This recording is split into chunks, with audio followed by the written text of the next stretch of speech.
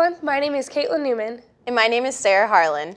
Welcome to this week's episode of What's Trending, your weekly update on the latest social media trends. This week, we wanted to discuss crisis communication. Crisis communication is one of the main reasons communicators are hired to help manage the brand of a company, and social media is one of the ways used to communicate in a crisis.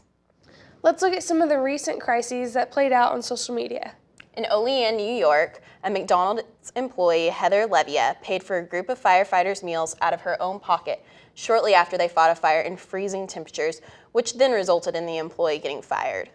And although McDonald's issued a statement reporting that the employee was not fired for paying for the firefighters' food, and it was due for other reasons, this didn't stop people from voicing their opinions on McDonald's Facebook page when they posted about a coffee drink instead of addressing the situation.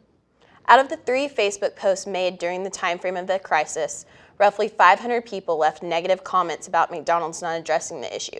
According to PR Daily, one customer even said, "What a horrible, nasty company. Give Heather her job back."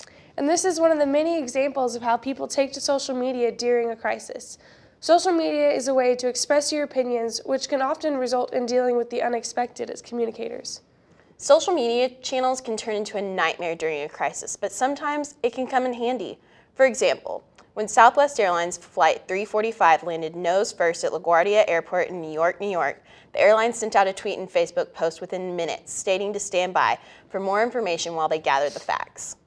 The Facebook post received over 652 comments, which mainly consisted of support and gratitude for Southwest's open communication and quick response. The public can easily reach out to brands via social media, and their publics have certain expectations for how a company should respond in a crisis.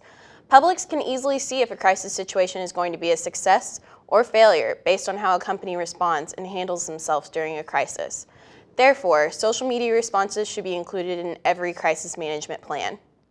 Allison Matherly, coordinator of digital engagement in the Office of Communications at Texas Tech University, will be joining us today to share the best practices on social media while dealing with a crisis.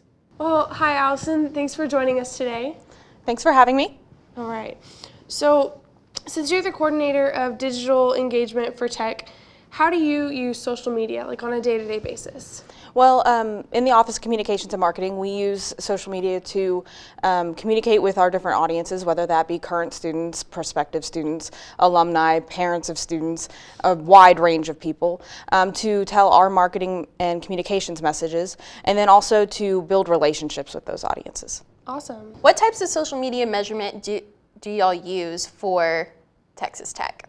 Well, we monitor how our audiences react to our content. So that could be retweets on Twitter or replies, likes on Facebook, likes on Instagram, those kinds of things. And then we also look at how people are moving from the social platform onto our other channels like Texas Tech Today, where our news site is. So we look to see if people are clicking the links in those content to see if they're moving past the social platform. Okay, so what would be one of the best practices for a company to use on social media during a crisis? Really knowing what you're going to say is important, and then also making sure you communicate in a way that everyone can react to, and being understanding of the fact that people are upset with you for whatever the reason might be. So not overreacting as a manager of those channels, and listening to what your audience is saying. You might think they might be upset with you for this reason, when in reality it's this. Gotcha, okay.